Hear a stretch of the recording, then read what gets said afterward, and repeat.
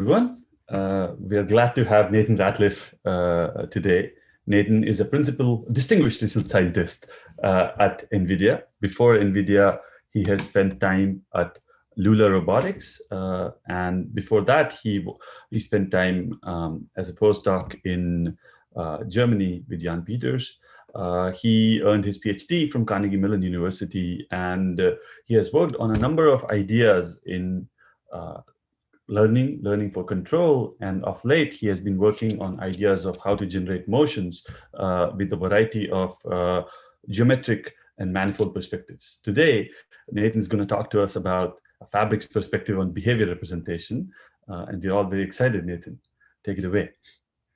Cool. Yeah, so this work is kind of a perspective on a lot of reactive control system. So it's going to cover things like geometric control, which uses classical mechanical systems and kind of encompasses operational space control, but also give a broader perspective on like where this sits in behavior representation, how it relates to planning, and give some insights into some geometric tools that we can use to extend those to more flexible systems. So just a brief overview of some stuff we're doing at NVIDIA. We're basically studying the collaborative robotics problem. So really looking at how to get robots to interact with people in dynamic situations. And so reactivity and adaptability is kind of one of the core focuses, both on the perceptual side and the behavior generation side. So that's really kind of where a lot of this is coming from.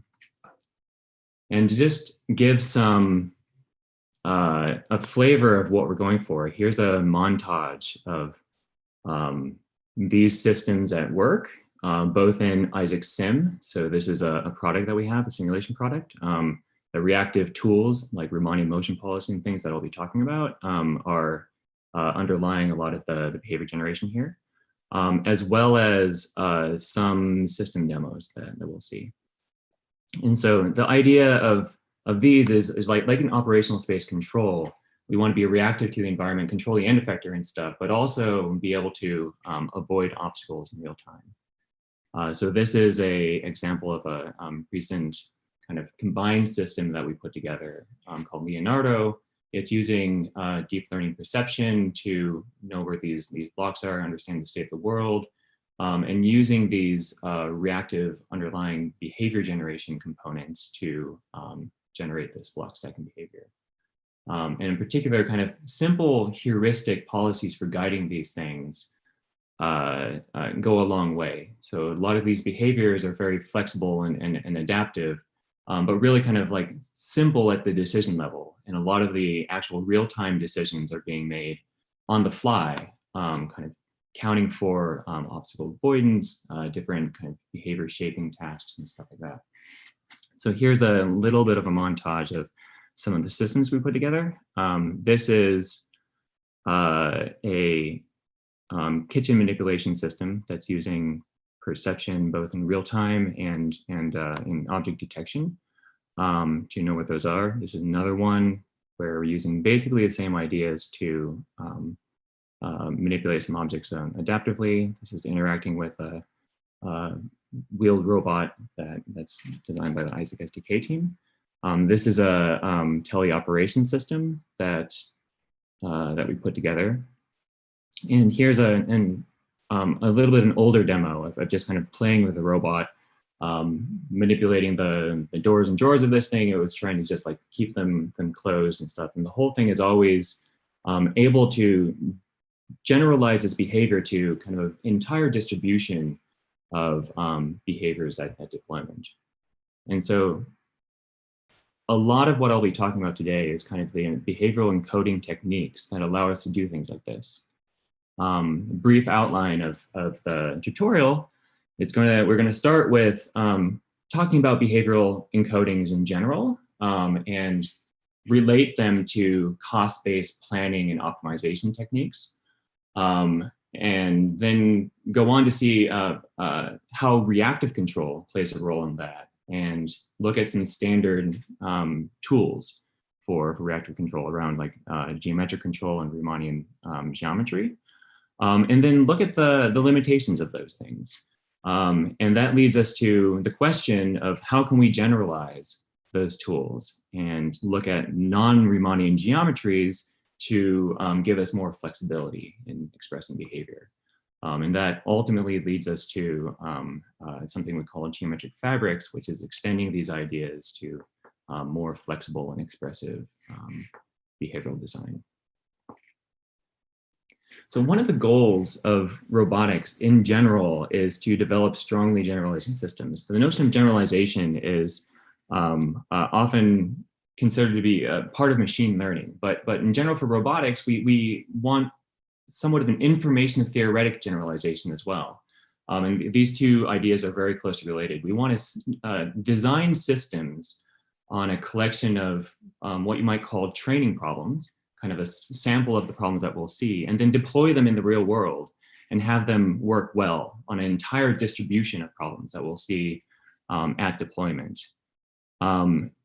And to get strong generalization, we need to think about how can we represent behavior in a compact and computationally efficient way. This compression of behavior in the design is something that will enable us to generalize to full distributions of problems at test time. So if we look at kind of a historic version of this, a standard type of encoding that is commonly used is a cost-based encoding. So here's just an example of this. This is just overhead navigation. It's a simple example. This is work that I did actually a long while ago in inverse optimal control. And what we found is that if we represent desired behaviors as cost functions, the cost function is an incredibly compact and strongly generalizing representation of that behavior. So we can learn cost functions to encode behaviors like following a road and generalize it to unseen regions really well. And if we wanted to do something entirely different, we can have it like not follow the road, try to kind of be in these brushy areas. It learns an entirely different cost function and generalize the behavior to a new region. And so what we have here is a flexible, compact representation of behavior that shows strong generalization as long as we can decode it properly. In this case, decoding is taking that cost function and running an A-star planner across it. So if we can find the minimum cost path efficiently, then this is a really good representation of behavior. And it can be really flexible. Here's some more examples of in these 2D navigation environments. If we can do dynamic programming efficiently, we can use them to represent predictive distributions. So here we're seeing prediction of where a person might be in the future trying to get to various goals. We can even do Bayesian analysis on this. But one thing that happens when we start going to more complicated systems, like all those were just two-dimensional navigation systems. If we go to high-dimensional collaborative systems, the decoding problem becomes problematic. So we can potentially express behavior as a cost function and learn something or design a cost function that generalizes well, but actually getting it to work in practice is hard because we can't actually run the planner efficiently.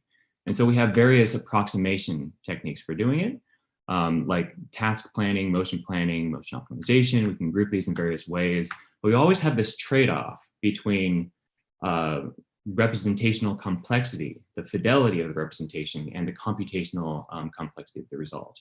So what we found is that in order to do what you're seeing here, like be reactive to perturbations and do this in real time, we always have to have an underlying bedding of reactive control. And this seemed to be a fundamental property of these systems. Like the cost function itself, decoding that cost function is really hard. And so we always have to bridge it to the real world using reactive control. So one question that arises is there a more efficient encoding that we can look at? So cost functions are a compact encoding, but they're not a particularly efficient one. And so the question is, is there a different representation that can be both compact and efficient to decode? And an insight that we had was that just like in the general theory of relativity, you can imagine space being stretched and contorted. And when you do, geodesics start curving. And so you can encode highly nonlinear behavior directly into the fabric of space itself. And doing so both gives you a compact encoding of it because it's encoding into the geometry of the space. So instead of representing a cost, we represent a geometry, which is kind of a similar local property. But the decoding step is actually a lot more efficient because decoding is often just forward integration of these systems. And so what we'll see is that architecture that we saw with the reactive control, that's not just an engineering trick. That reactive control is actually a really good, easily decodable representation of behavior. And so we started building on that stuff and looking at reactive control within this context of geometry and seeing how we can extend it. And that's giving a lot of the context to what I'm going to be talking about today.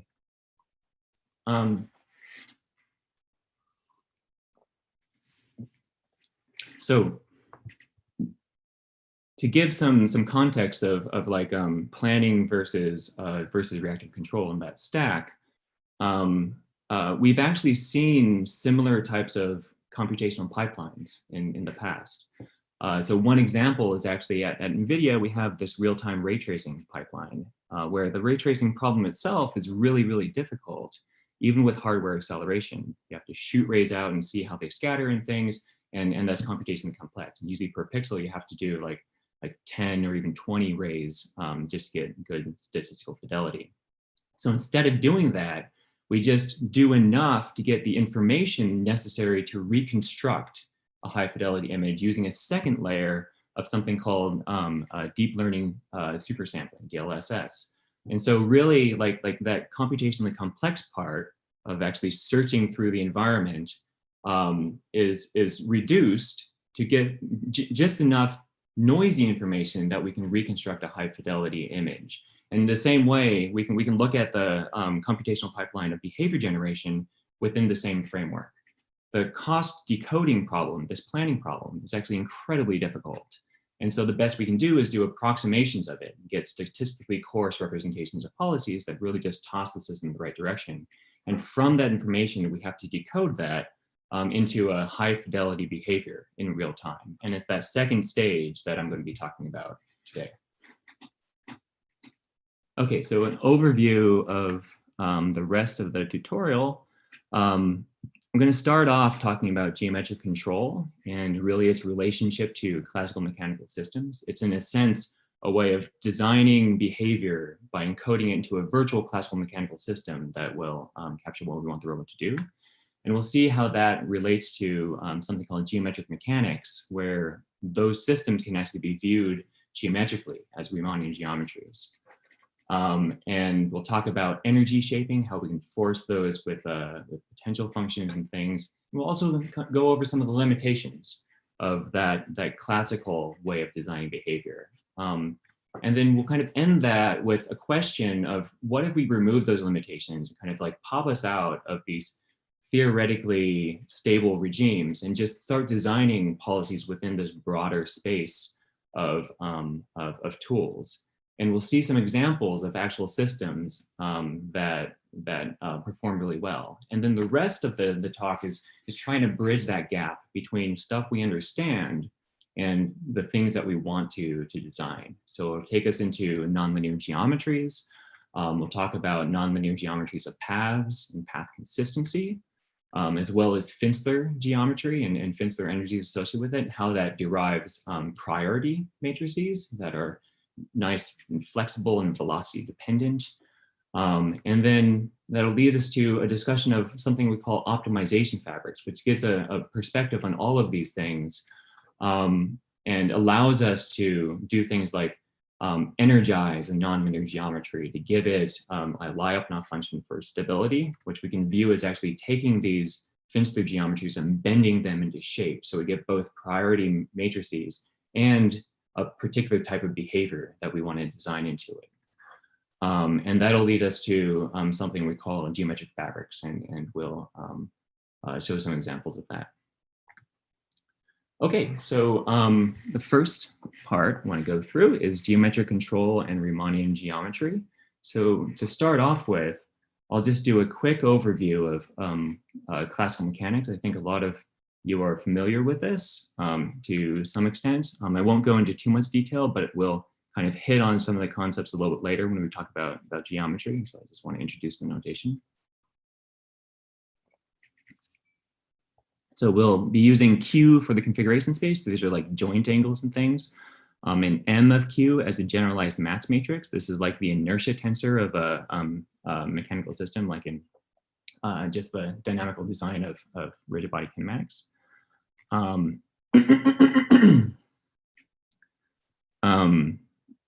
For classical mechanical systems, what we do is typically write down a generalized notion of kinetic energy, which is just this quadratic form defined by the mass matrix, and a potential energy.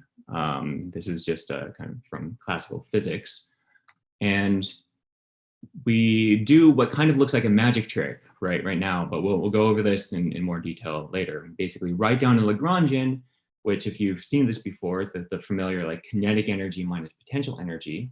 Employ the Euler-Lagrange equation and derive from that some equations of motion. So here I've written it in a very generic form, but what you might often see is something like this. We have basically mass times acceleration equals force. And there's some curvature terms in there, this Z squiggly thing, which captures fictitious forces, things like Coriolis forces and centripetal forces and stuff. So what we can do with this is shape behavior by designing virtual mechanical systems that capture the behavior that we want to look at.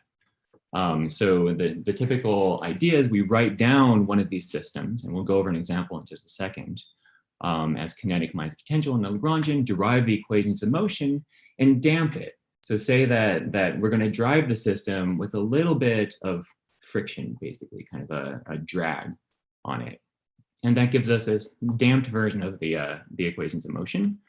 And when we execute that, we can show, based on the properties of classical mechanical systems, that in the typical case, without that damper, the Hamiltonian, which is the total energy, the kinetic plus potential, will be conserved.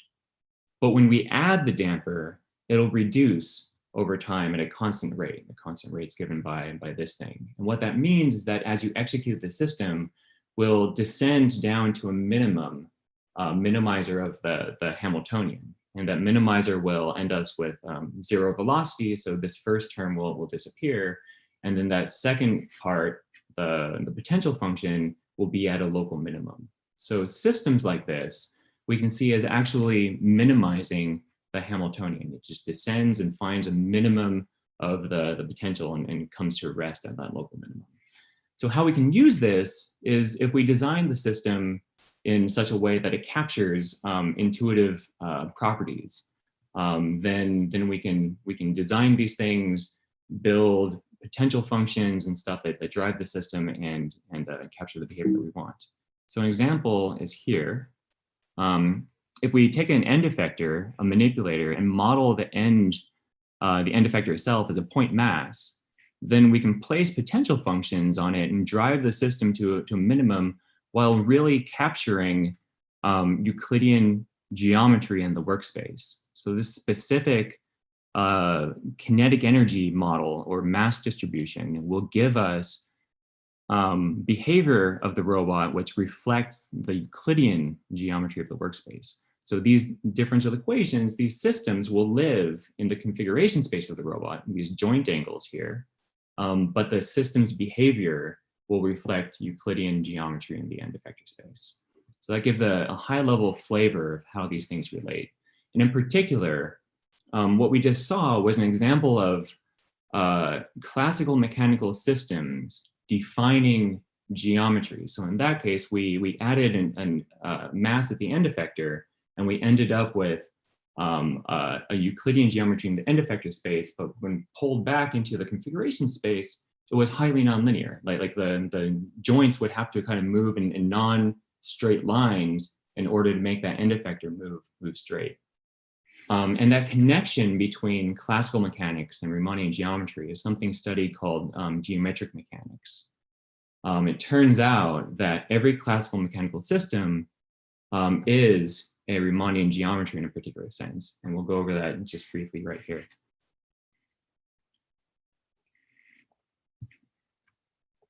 So,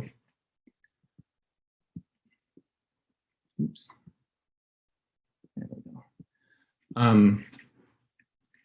So the way we can see this is if we look at a surface in a space. So here we have a space X, and we might have a lower dimensional surface in this space represented by a differentiable map. So Q in this case will have two numbers kind of indexing across the surface, and it'll just map to a point in X.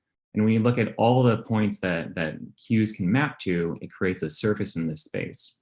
So if we look at that and we ask the question, what is the straightest line we can get across this curved surface? We can get some insight into this connection between geometry and classical mechanics. So in asking what is straight, we kind of have to go to a slightly different notion of what we mean by straight. And what we'll mean is that a straight line is a curve across the surface that has zero acceleration tangentially across the surface. So it has zero acceleration across the surface. In other words, as it's moving across the surface, it only accelerates orthogonally to the plane of the surface. And I won't go into detail about this, but if you look at the equation of this differentiable map and look at its Jacobian, just its first derivative, you can show that the columns of that Jacobian span this space here that's tangent to this surface. So one way of expressing that desire to be straight would be to just write this equation here, which is the Jacobian transpose x double dot equals 0. In other words, the columns of the Jacobian, which are these arrows here, are always orthogonal to this acceleration. And if we take some derivatives of this, this differentiable map and just plug those two things together, we get this equation here, which has a form actually very similar to the classical mechanical systems that we saw. It turns out that this J transpose J captures a lot of the information about the structure of that geometry, the curve, the curvature of it. And it can be captured as this M of Q matrix, which is actually a mass matrix in a sense. So if we look at these things in a more generic form, we can express it in exactly the same form as we saw for classical mechanical systems, where the geometry is being represented by this mass, and some information about how it curves is being represented by this curvature term here.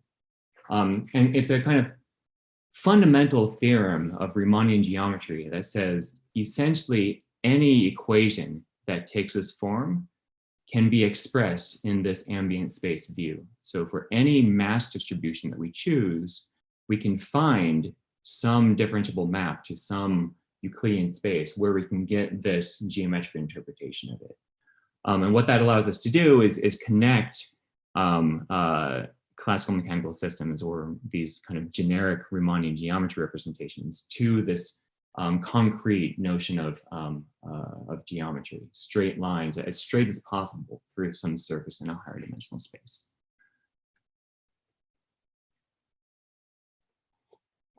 So one thing I want to point out about these, so these are kind of the fundamental building blocks of that control method that I mentioned. And interestingly, these systems are what we call geometrically path consistent. And you can see that by if you look at the ambient space view, we're really describing a straight line, as straight as possible in that path. And that's really independent of the speed that we travel across that surface. And so you would expect to find that as kind of a fundamental property of this system.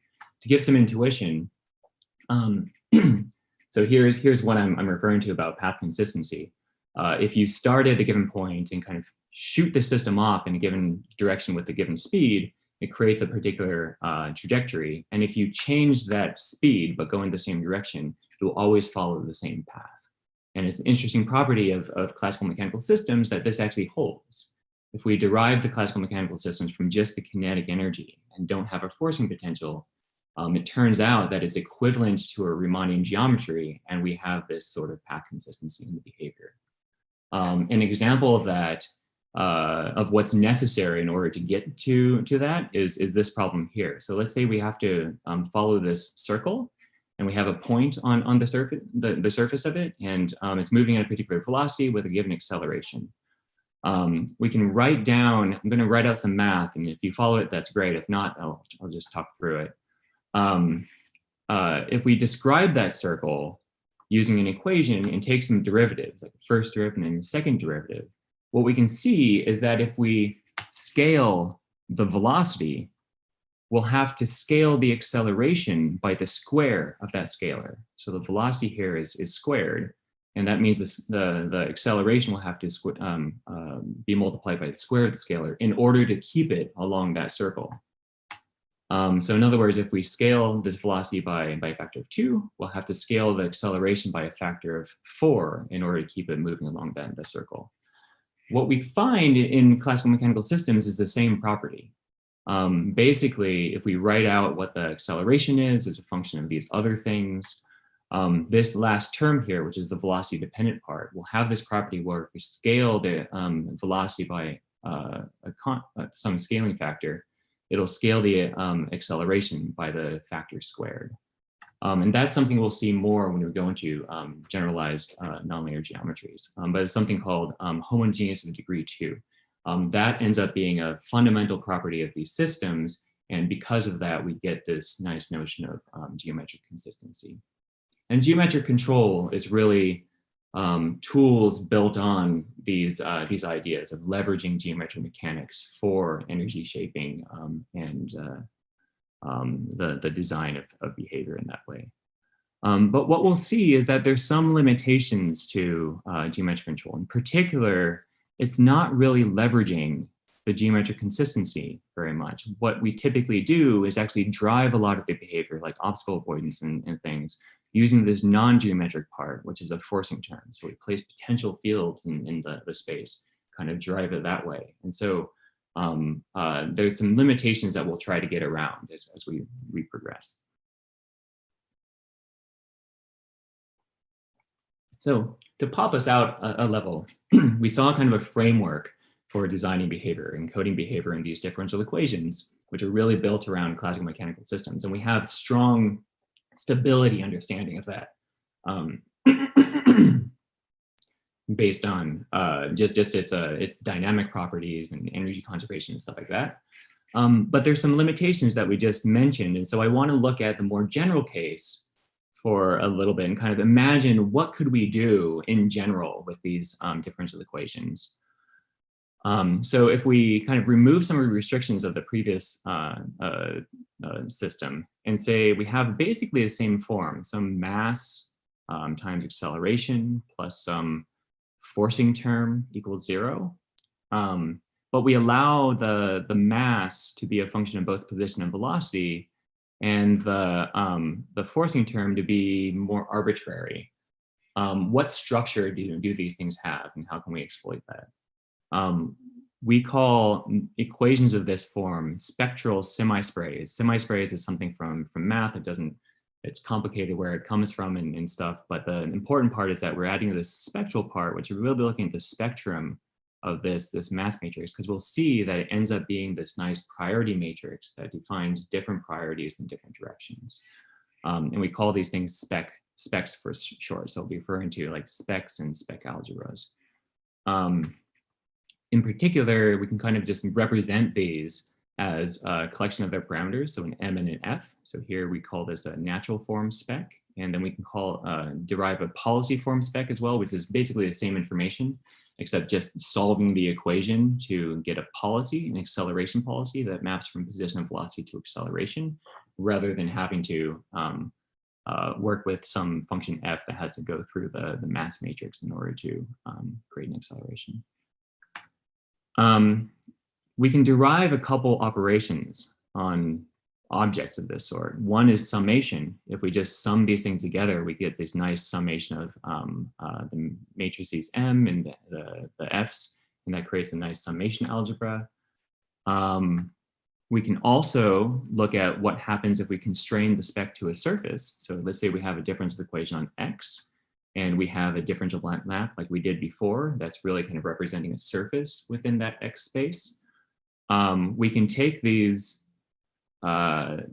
derivatives and just plug them in and derive what we call a pullback.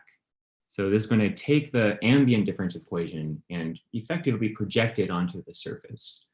The pullback, we just take that equation, plug in this guy. So if you see here, we have m x double dot plus f, and then we just multiply it by a Jacobian to get it into the right space. And what we get back is basically the same form, except a slightly different m and f, and they live in a different space. So we have these two operations that allow us to deal with like combining a bunch of these differential equations and pulling them back across differentiable maps and really kind of taking them from ambient space onto a surface.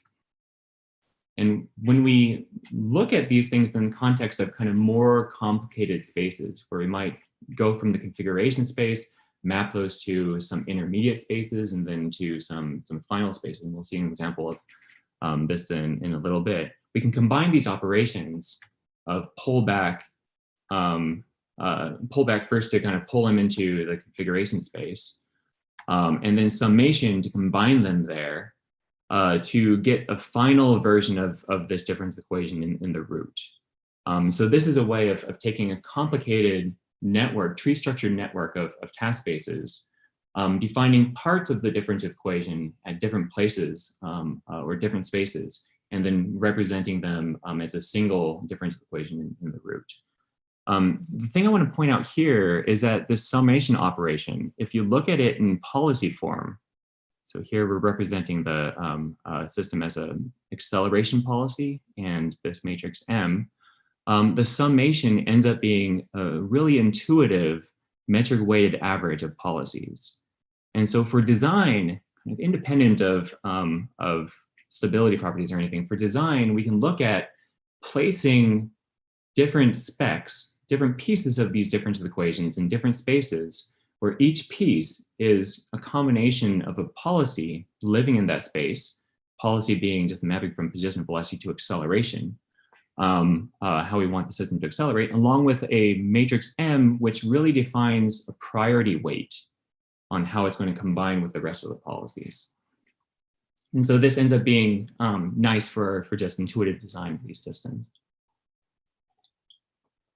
And a property that I'm not going to go into right now, but kind of gets some intuition behind this is really that algebra, when it combines into the configuration space down here, ends up solving this minimization problem. So it effectively says we have a lot of votes of what the acceleration should be in a number of spaces. We're going to try to find an acceleration in all those spaces that is close as possible to that, given the constraints of the differentiable maps, where we weigh these different terms together using these metrics MI.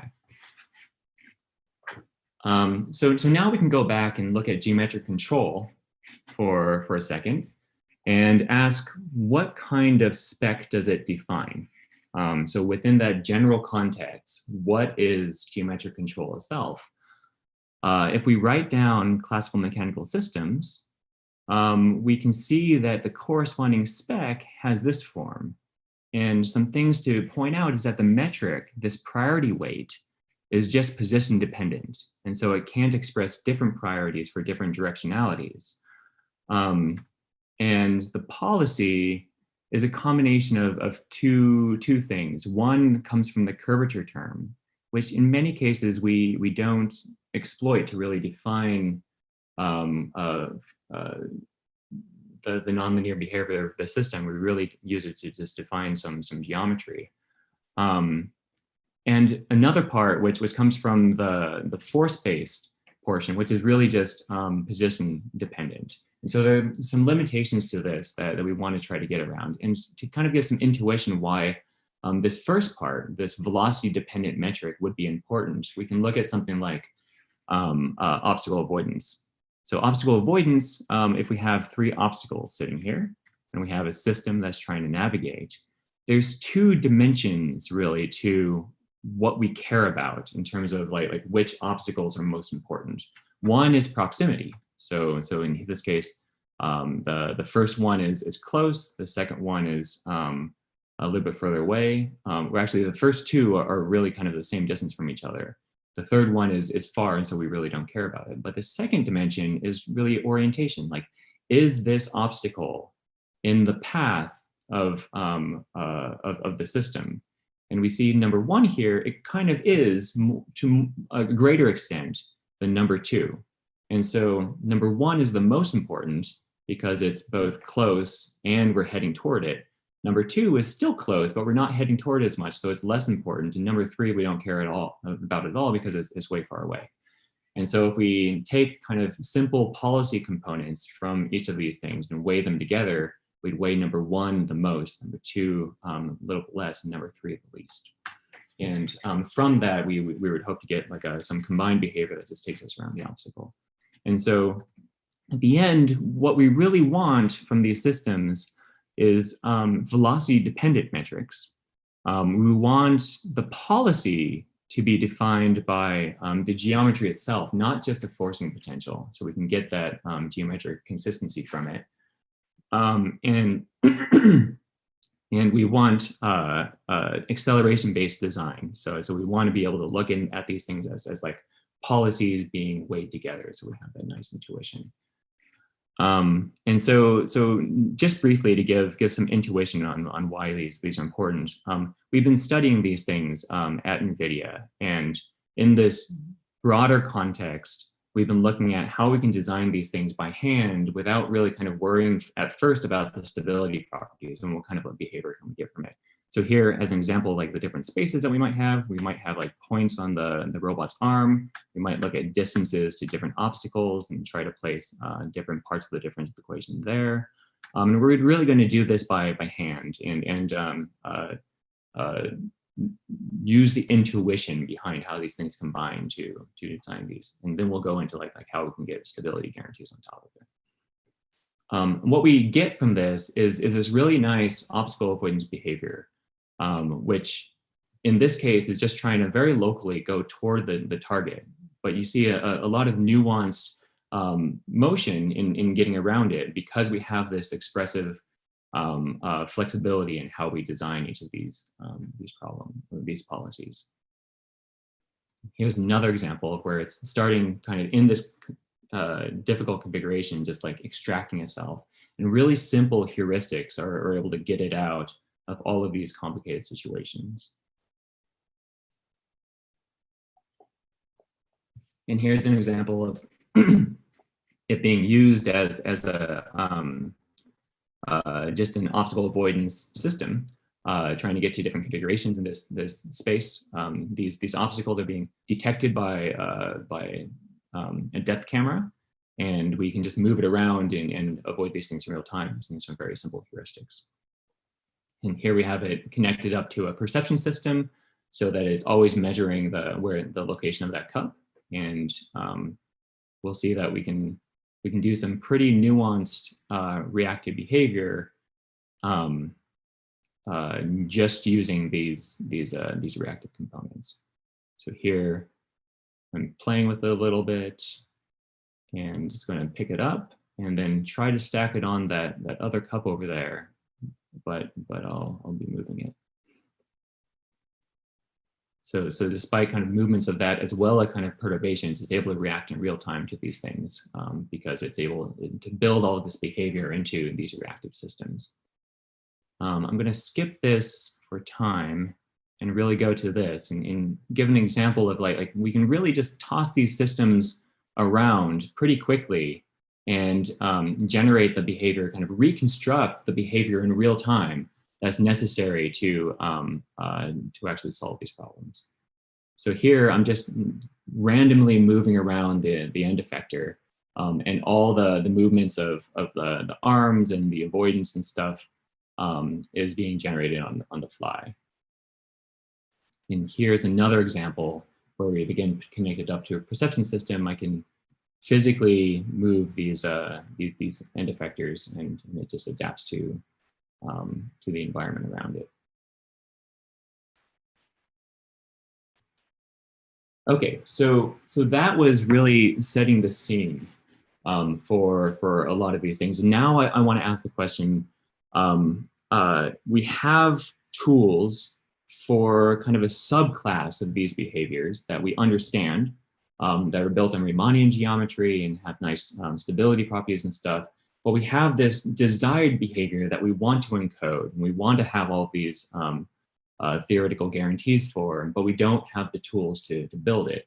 And so I want to go into some of the tools from non-Riemannian geometry that will allow us to kind of construct a foundation of these things and actually get us to what we call geometric fabrics, which will encapsulate the design fidelity that we want within this context. So to give an example of where Riemannian geometries themselves are a little bit not quite enough. This is an example of some work we did of trying to stretch the space. In other words, define the Riemannian geometry, what that Riemannian metric is, in order to take a simple policy and make it follow some demonstrations. And this worked really well. Like, we were able to stretch the space and get the results that we wanted. But what ended up happening is that the geometry that we defined is really defining just the behavior. The way in which that metric stretched is contributing just to finding like the paths of the system. If we now wanted to take that and combine it with other things, we saw that the metric, this Riemannian metric, should act as a priority. But there's nothing in this training process. I was actually trying to train it to encode like what are the right priorities of this thing where. And so really kind of it has this limited representational capacity. It can either represent a policy or it can represent a priority matrix. And it can't by itself represent both. And so in going to non-Riemannian geometry and eventually geometric fabrics, we'll see that we can get around this limitation and kind of take geometries and essentially bend them in the right ways so that they capture both priority and a policy.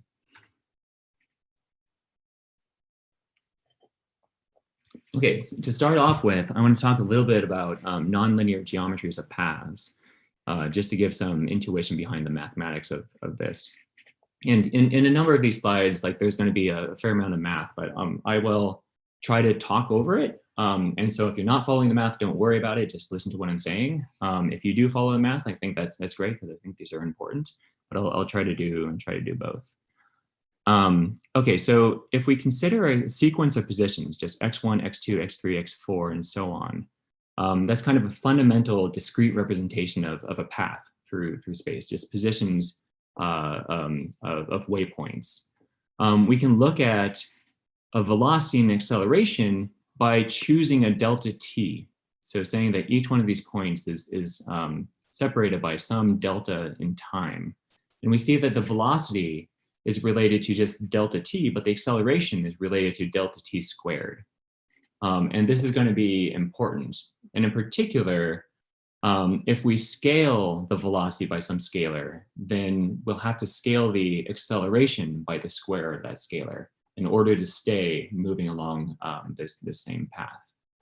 And this is kind of just writing it out more formally.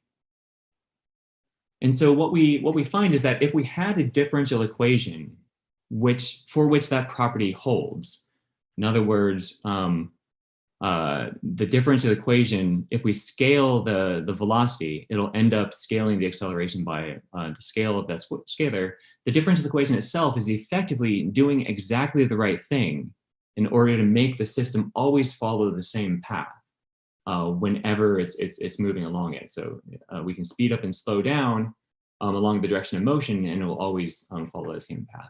we call these sort of differential equations, these things that have this homogeneous of degree 2 property, geometries of paths, and they'll be fundamental to what we're building up here. So effectively, this requirement that the system always follow the same path is built into this homogeneous property of the differential equation. Just to give an example of these things, we can encode geometries as homogeneous of degree 2 differential equations that do a lot of nuanced behavior. So here we have it just trying to stay away from obstacles, pushing away in 3 different ways. And what we're showing here is that if we shoot it off from these starting points at 2 different velocities, in all cases, it follows the exact same path, just at different speeds. So we have this path consistency of it. And that leads us to some definitions of how we can express a geometry. So formally, we can look at this path consistency as saying we're going to take a trajectory and look at what we call time reparameterizations of that. So it has a time index which defines how fast or how slow we're moving along the trajectory. If we replace that with some nonlinear function of a different variable, we can turn it into a different trajectory that necessarily follows the same series of points. And this is called a time reparameterization of it. And we can do a little bit of math to look at the relationship between velocity and acceleration in one time index compared to velocity and acceleration in the other time index. And what we can show is that if we have a particular solution to this, this differential equation, this homogeneous of degree 2 differential equation, we can plug things in and show that in the time reparameterization, it's effectively doing exactly the same thing, except accelerating in a particular way along the direction of motion. And so if we take any solution to one of these equations and speed it up or slow it down, what it's effectively doing is literally just modifying the differential equation with this term that speeds it up or slows it down along the direction of motion. So that gives us 2 fundamental expressions for this geometry. One is something we call a geometry generator, which generates the paths, this kind of original homogeneous of degree 2 differential equation. And the second one is the geometric equation, which expresses this redundancy. So this here is a projection matrix orthogonal to the direction of motion, and just saying that the acceleration that we see in the solution should differ from the one prescribed by this policy here, only by a component along the direction of the motion. So we can arbitrarily speed up and slow down without changing the path itself. So this expression up here defines particular trajectories that are path consistent. This second expression actually defines the equivalence class of all trajectories that follow a single path. So really the solutions to this geometric equation are paths themselves.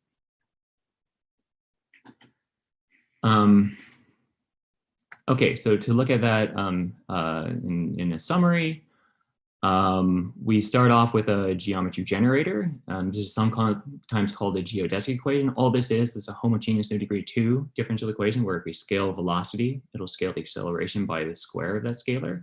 And that creates like what we call generating trajectories. And we have a geometric equation which really expresses the paths themselves that are the kind of consistent path followed by those generating trajectories.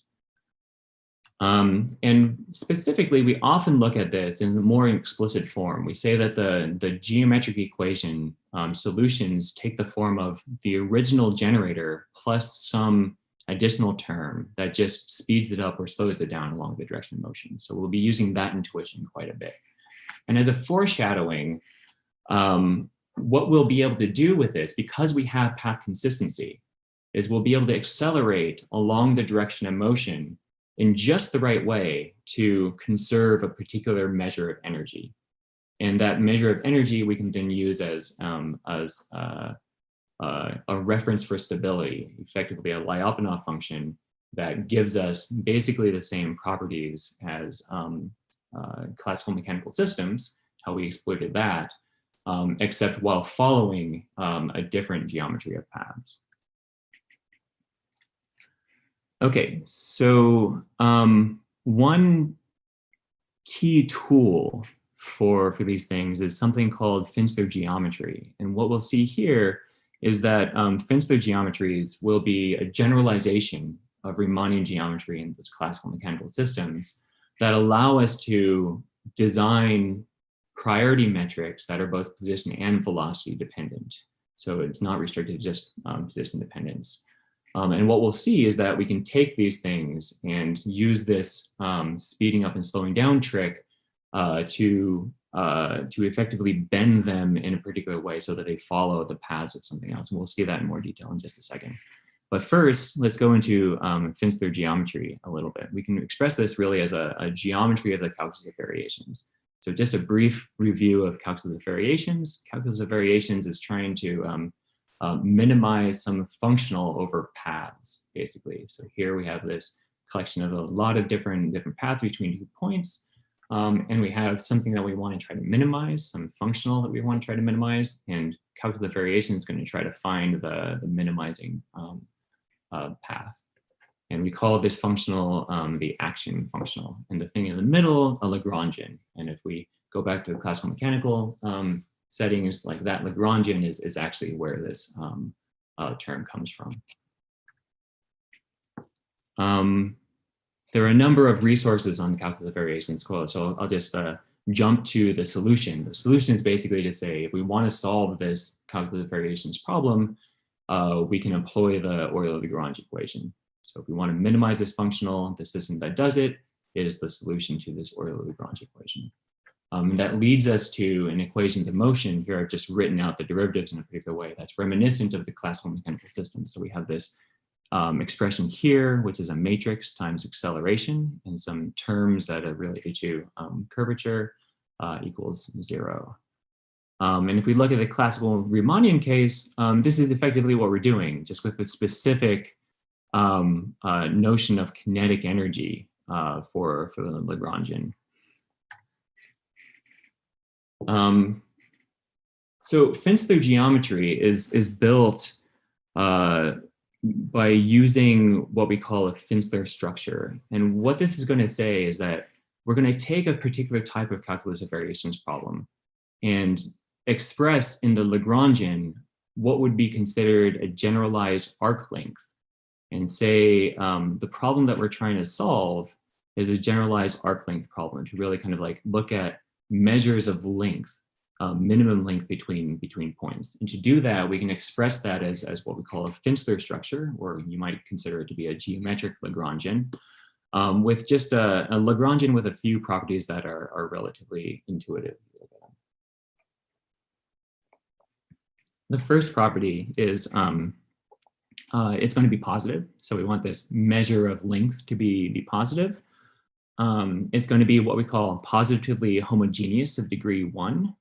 And that's really saying the length scales in the same way that the velocity would scale. And if we look at the Riemannian case, this FINISLER structure in this case is essentially the square root of the energy, the kinetic energy. And so it ends up being this kind of metric weighted measure of length of the velocity. So we can see that if we scale the velocity, the length measure will just be scaled by the same factor.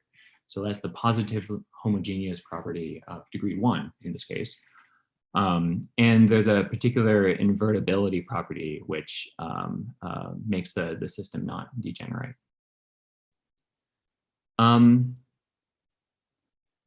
Rather than going through this explicitly, what I'll say is that because of these properties, this action functional ends up being independent of reparameterization, of time reparameterization. So if we look specifically at the algebra of what happens if we take some solution trajectory and reparameterize it,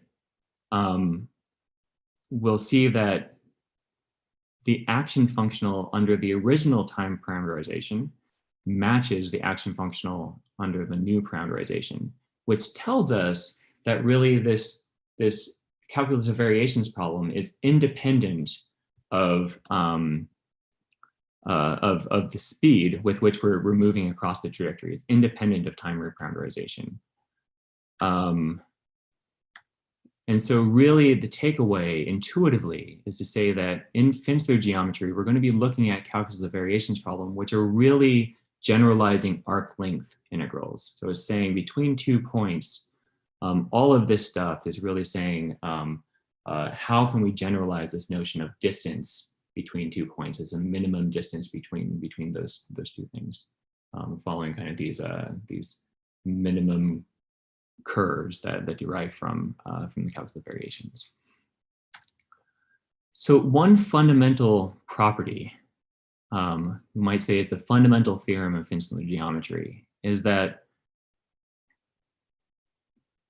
the Euler-Lagrange equation, that characterization that I just gave, derives geometric equations for this system. So if we apply the Euler-Lagrange equation to the FINSLER structure to write down the solution, what we'll find is that that thing is a geometric equation, the same type of path-consistent geometric equation as I described before, whose generator is given by the equations of motion defined by applying the Euler-Lagrange equation to the energy. So kind of put more concisely, if we take that FINSLER structure and apply the Euler-Lagrange equations, we get something of this form down here. This is a standard geometric equation similar to what we just described, where this policy, geometric policy, comes from the energy system. So applying the Euler-Lagrange equation to the energy. And that really says that this geometric construction of FINSLER geometry follows the same sort of behavior as more generalized geometries of paths. And I think said most of this. And again, I want to emphasize that Riemannian geometry is a type of FINSLER geometry, just with a specific type of FINSLER structure, one whose energy form is given by the classical kinetic energy.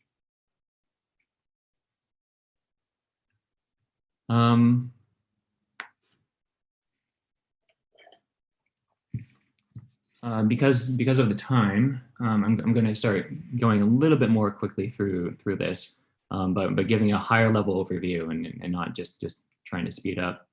But the basic idea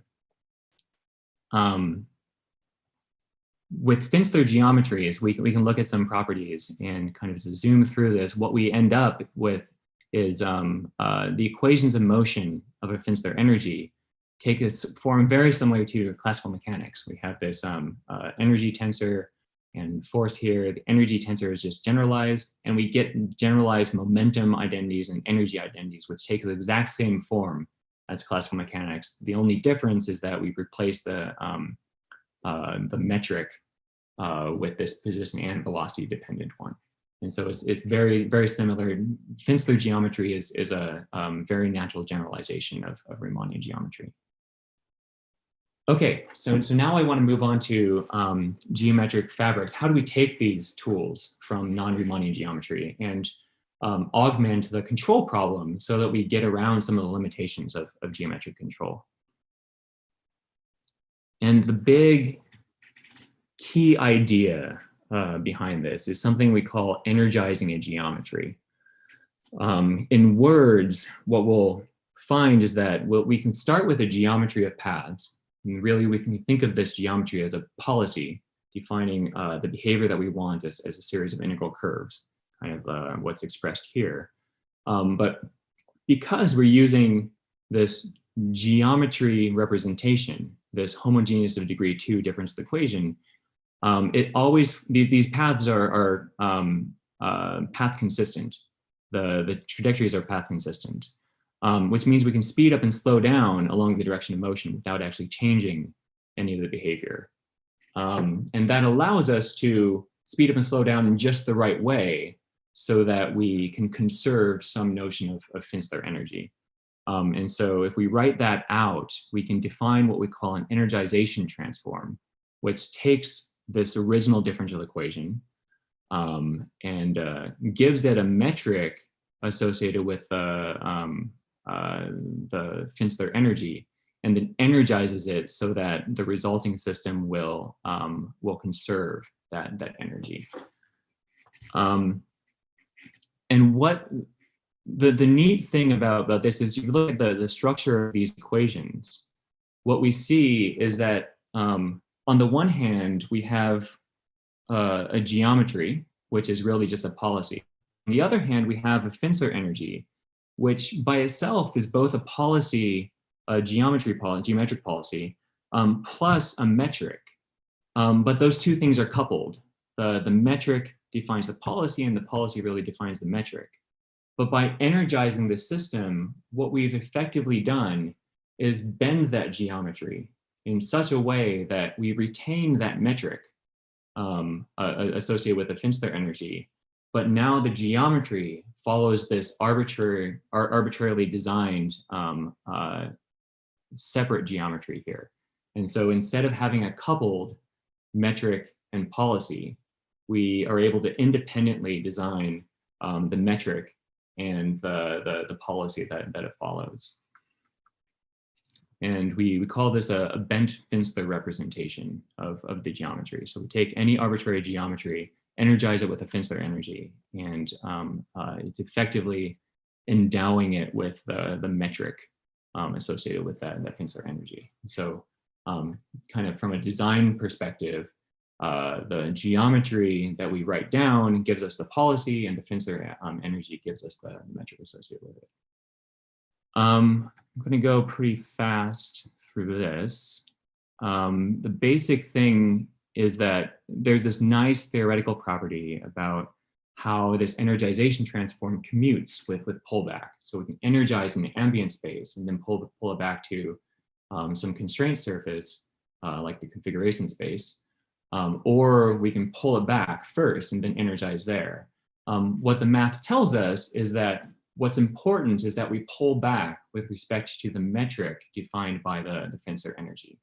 And so we can really look at all of this as a policy, acceleration policy defined by the geometry, and a priority metric defined by the FINSLER energy. Those two in combination work well together. Yeah. Okay. And one more piece, which is really nice about this stuff, is at the end of the day, after you pull everything back into the root, this configuration space, what you get is a geometry itself. And so it's going to be speed independent, which means that we have a flexibility to speed up and slow down along the direction of motion without really changing the behavior. And so the final policy that we get is a combination of something that conserves energy while moving along these nominal paths, a potential function that drives the system by injecting energy, and together those things conserve total energy, just like in the classical mechanical case, FINSLER energy, which is the kinetic energy, plus potential energy, and a damper that just bleeds off energy as necessary to kind of slow down the system. And if we write this in a different way, because the energization really operates along the direction of motion, just like the damper here, we can combine those two and really look at it as the geometry, the original geometry, being forced by a potential and just regulated by a little acceleration component along the direction of motion. And that allows us to drive these systems while regulating speed independent of the underlying speed dynamics of the system. Yeah, I think I said most of that. Okay, so let's look at a higher level of what we've done. So effectively, Lagrangian systems weren't quite enough.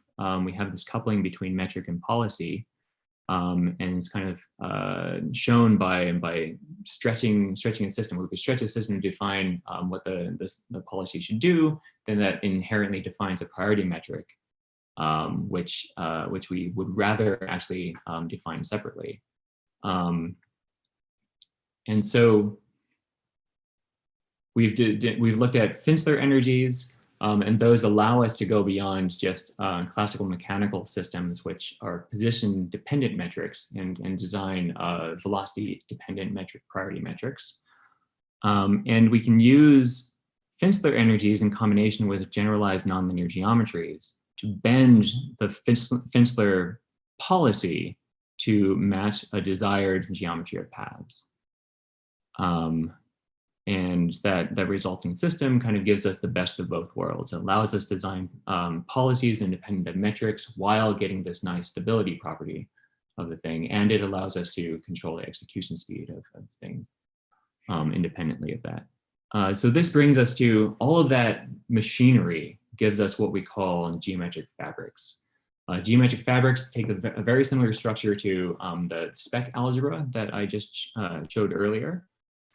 Where we can kind of define these in pieces and pull them back to the root. In this case, the metric is defined by a FINISLER energy, and the policy is defined by this homogeneous of degree 2 geometry equation. And we can do speed control in the root. It defines a fabric in the sense that this thing ends up being unbiased.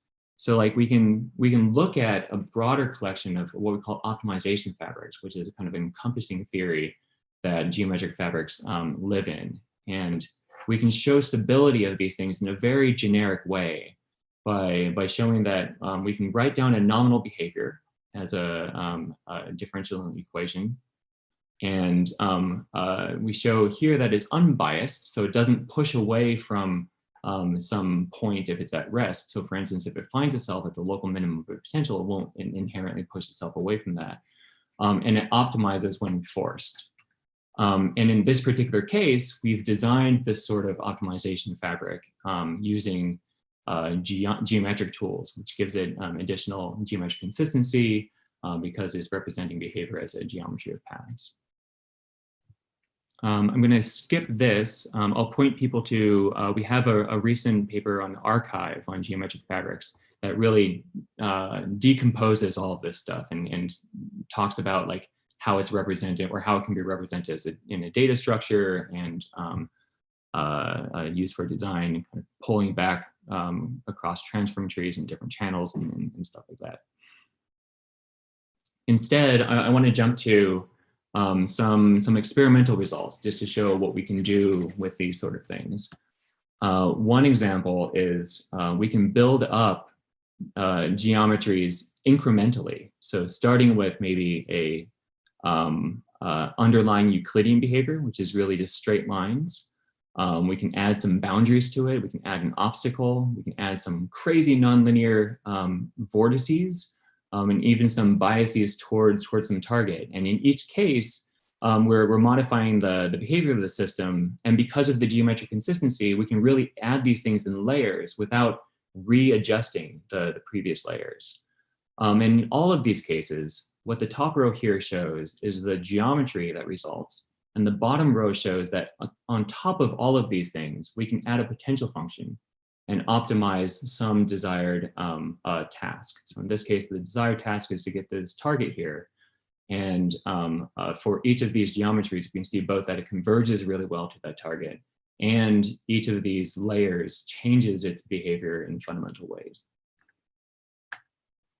We have this implemented now in some experimental settings. This is just a simple planar robot, and showing that kind of taking that point mass version, we can add the point geometries to the end effector and then add some more geometries on top of that, just in, again, this layering methodology. And in this case, for doing redundancy resolution. And in the left here, we see without redundancy resolution. In the right, we see with redundancy resolution. Again, not touching any of the previous layers. And we just see a fundamental change in the behavior, where here at the final motion, we see it collapse on itself. But on this side, because it has some redundancy resolution bias, it's able to unfold itself in the right way. And we can go one step further. On top of that, adding end effector shaping behaviors. So we can do these pick and place motions just by adding more components to the geometry. And if we look at geometric fabrics versus the Lagrangian systems, because the Lagrangian systems have to define a lot of the behavior as potential functions, which in a sense add to the objective function that they're trying to optimize, they can fundamentally fight each other. And so here it's an experiment where we take a Lagrangian fabric where it has a bunch of potential components that are doing like obstacle avoidance, joint limit avoidance, and redundancy resolution and stuff like that. And we see that just those by themselves prevent the system from actually getting to its real goal. But if we turn those into geometric fabrics, this is a very simple one-to-one translation, and describe the goal as, or use the potential function to only describe the goal of the end effector, then we can get the behavior that we want without that sort of fighting. And we also see that comparing Lagrangian fabrics to geometric fabrics, if we speed up and slow down the system, because Lagrangian fabrics leverage potential functions quite a bit, which are non-geometric, we see quite a bit of difference in behavior as we speed it up and slow it down.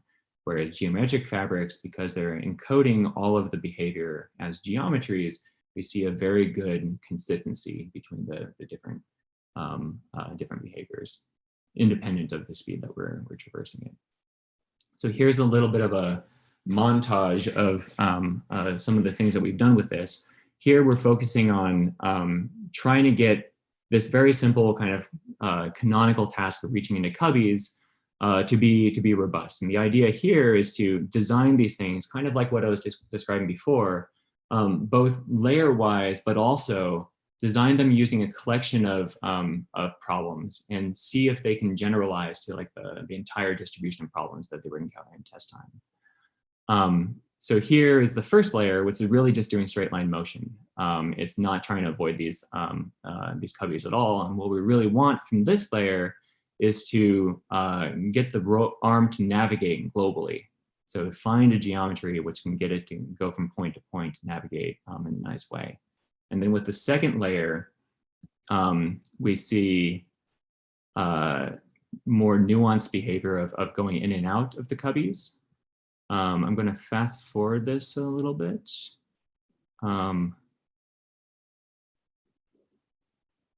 And finally, to the third layer, we add obstacle avoidance, and all these things are generalizing really well. And we did a number of tests on different perturbations of the system and stuff like that, and we showed nice generalization. Oops. Let me go a little bit quicker. What we see here is that if we look at the space of all specs and the stable class, Lagrangian systems are actually relatively small within that space and includes operational space control, and geometric fabrics really capture a lot of the intuition that I've had in designing these systems and a lot of the stable systems. Okay, so just to really quickly summarize, we've been looking for strongly generalizing systems, and instead of just using classical cost functions, we want to look at a broader space of different encoding behaviors that are both compact and easily decodable. And that leads us to these reactive systems, which are really strong based on current theory, but have limitations. And we've shown a series of tools from nonlinear geometry and encompassing theory of fabrics that really allows us to express behaviors more generally and get a lot of good real world results from that. So some of the limitations of that so far, like I said before, this is really part of a two-part pipeline of a kind of coarse forward searching heuristic policy feeding into this real-time reconstruction. We've been really focusing on that second part. And so kind of a line of future work is to look at how that first part feeds into the systems and so on. Okay, yeah, with that, I'll leave it here. I think we're just about out of time, unfortunately, but are there any questions? Thank you very much, first of all, Nathan. This was really riveting, and a lot of the material was presented also very well. We are unfortunately we don't have very much time for questions, but I will have one question in the order of appearance. Little Pinto asked, how do you specify points on the robot and the objects? And are these sparse set of points or entire surfaces? This was in the context of when you were describing earlier pullbacks and specs. So points on the robot are currently specified by hand. They're just a skeletal representation, similar to a lot of representations used for trajectory optimization. And they're like what points do we want to control? So it's just a coarse approximation to this. On the objects, we're really looking at distance functions. And so we look at the closest point on the object between the point on the robot and the point on the object. What we'd like to do, and this is another direction for future work, is these things are highly parallelizable. So you can imagine representing a high resolution representation of the arm or even a hand, articulated hand, and doing the same thing, but across like a huge number of points across the surface. And so looking at that more computationally intensive case and GPU acceleration is something that we want to take a look at. Wonderful. Thank you, Nathan, and to all the audience. Let's thank once again for the wonderful talk. I'm afraid we do not have time for more questions. However, feel free to reach out to Nathan. Hopefully Nathan can stay back in the socials later or directly to Nathan through questions. And this material and the recording will be live, will be put on YouTube. So wonderful. Thank you very much. And Abhinav, over to you.